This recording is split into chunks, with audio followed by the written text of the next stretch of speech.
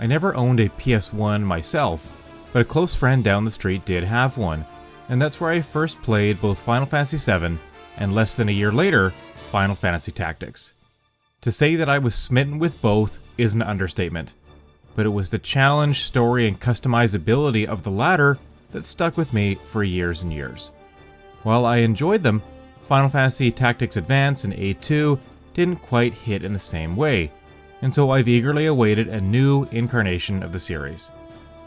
More than just another in the long line of Square Enix remakes and remasters, Final Fantasy Tactics: The Ivalice Chronicles feels like a worthwhile release for this classic turn-based RPG, which hopefully inspires a true sequel sometime down the road. During PAX West 2025, I had the opportunity to demo a handful of upcoming Square Enix RPGs, the first of which was The Ivalice Chronicles.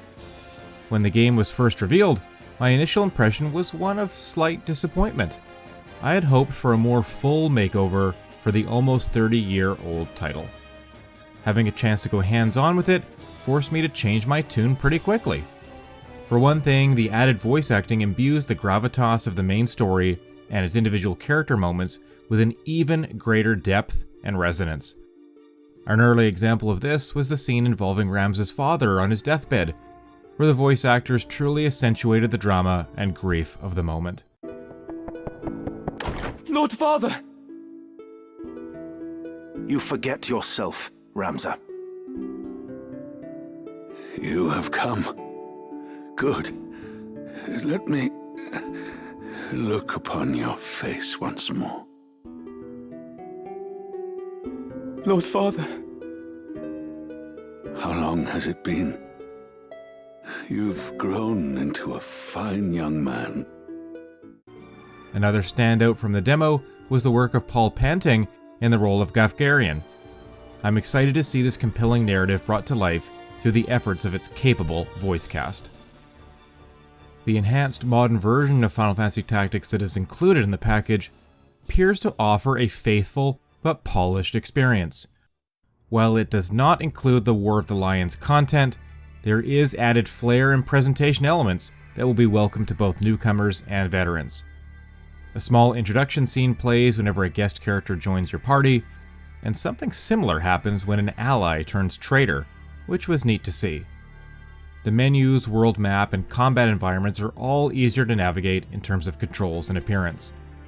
A new fast-forward mechanic makes it easy to speed through character dialogue, and more importantly, the battles with perhaps foregone conclusions, like the random encounters that can pop up when traveling between map points.